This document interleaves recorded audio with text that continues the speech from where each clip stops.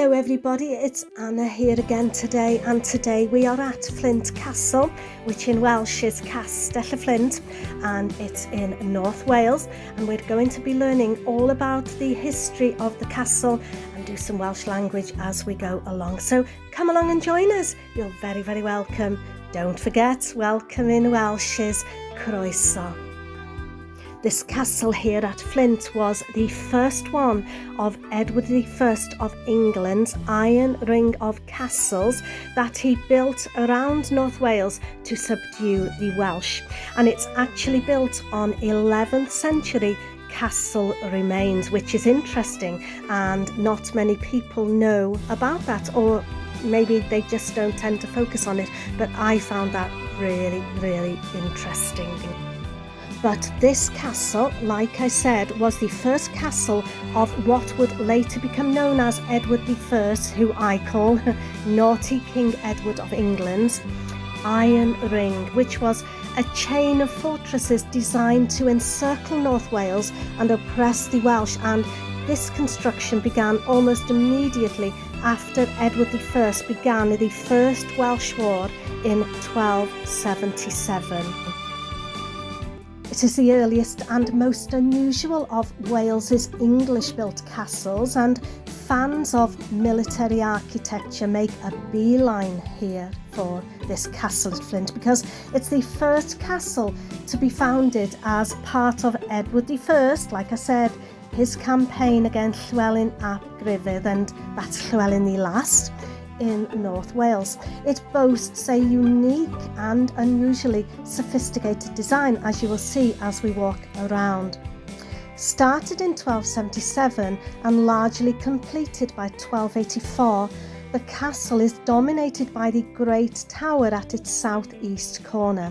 Surrounded by its own moat and accessed via a drawbridge, it's essentially really a castle within a castle, and built with exceptionally thick walls and equipped with all the facilities required to withstand a siege. And it was presumably intended to be a final refuge in the event of an attack. It's beautiful, the location is stunning. Flint's strategic coastal position allowed it to control shipping and trade along the River Dee while guarding against Welsh resistance. Stone curtain walls, coroner towers and a coastal moat created formidable defences, while the castle dock allowed ships to resupply English troops. And beyond its military functionality, FLINT Castle was designed to project an aura of English power, and its fine dressed stonework and lavish details contrasted with crude Welsh hill forts, some of which you've seen as Alf and myself and our children have gone around North Wales and took you to the Welsh hill forts. So they have been quite different, and so Flint showed the technological sophistication, wealth and authority of England. For centuries, Flint Castle stood witness to the struggles between England and Wales for control of the region, and though now this is a ruined shell, it does still remain an imposing sight, vividly evoking England's domination of our medieval Wales. And Flint's dramatic setting continues to draw people here today to explore this, what would we say, symbol of power, I suppose. It's fascinating, and we weren't able to get into the bottom, into like what I used to call the tunnels down below, which we did in a previous video if you're interested, one of our very early videos of this castle. Well, our only other video of this castle, where I did focus mainly on Welsh language rather than history, and we've come back here today to focus on the history more than the Welsh language. But being Welsh, obviously, I like to share some of the language without not upsetting the English, but excluding the English, I should say. So this is why we tend to focus more on the history of places we visit now rather than the Welsh language. But there we are, yes. This castle occupied a vital strategic position in northeast Wales that allowed it to project English control over the surrounding region. And the castle was sited near the mouth of the River Dee estuary with access to the Irish Sea. Now, this enabled it to monitor maritime trade and traffic. And the castle was built on a rocky coast, providing natural defences on 3 sides, with only the north side requiring moats and walls. So an ideal location which allowed English ships to readily supply Flint with men, weapons and provisions by directly offloading into the castle dock.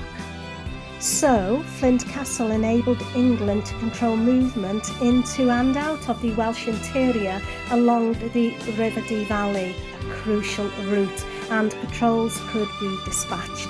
So, sitting atop towering coastal cliffs, Flint Castle was highly visible and just basically shown English power to intimidate the Welsh population at the time. As a strategically vital stronghold, this castle played a role in several decisive conflicts between England and Wales. And when King Edward built this castle in 1277 as part of his campaign to conquer and control Wales, Flint formed part of what is now called Iron Ring of formidable castles that encircled Wales to subdue resistance.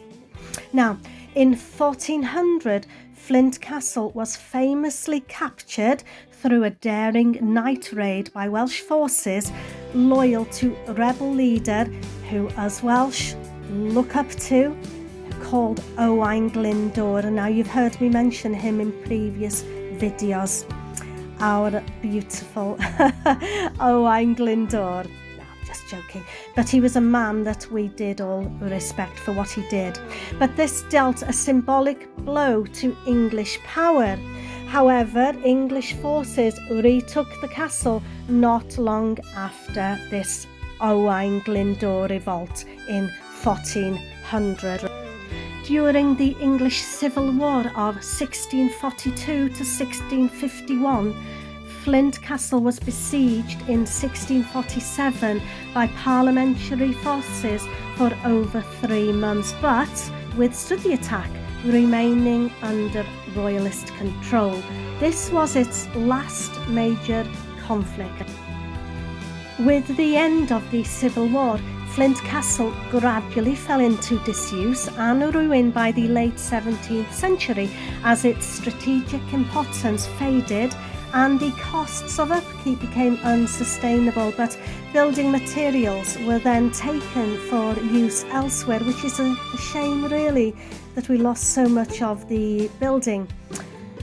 In the late 20th century, Cadw undertook extensive archaeological excavations and stabilised vulnerable remaining walls and towers to preserve the dramatic ruins that we see here today.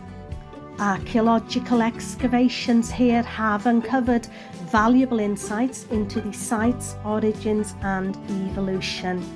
Beneath the visible stone ruins that are left, archaeologists discovered the buried remains of a preceding Norman earthwork castle on the site, likely a motte and bailey built in the 11th century. It's like I mentioned at the start of the video, and that is what excites me most about this castle, the fact that it is built on top of the remains of a previous 11th century castle. I find that fascinating. I also like to walk around here on the foundations within the castle. And I was thinking as I went around, what history is here, what history is in our country that we still have to visit and that we can walk about in freely and learn of past generations and what went on. It really is quite fascinating. I love it. I love the history of our country. And just to remind you that this was the earliest and most unusual of Wales's English-built castle. It was the first castle to be founded as part of Naughty King Edward I of England's campaign into Wales to subdue the Welsh, and it was the first of what is now known as his Iron Ring of castles here in North Wales. Flint being the gateway to Wales, and the masonry castle here, linked to a fortified town, was to serve as a model for subsequent building projects throughout the region. So Edward was very, very clever in his plotting and planning. So there we are then. I think we'll leave it there for today from Flint Castle, or Castell y Flint in Welsh, and we'll say ta-ta for now, and we'll see you on the next adventure, or the next Welsh lesson, or the next Welsh history lesson. Don't forget to keep practicing your Welsh, because practice makes perfect. I'll leave you with a few more photos and videos, and we'll see you soon. Ta-ta for now. Nostar.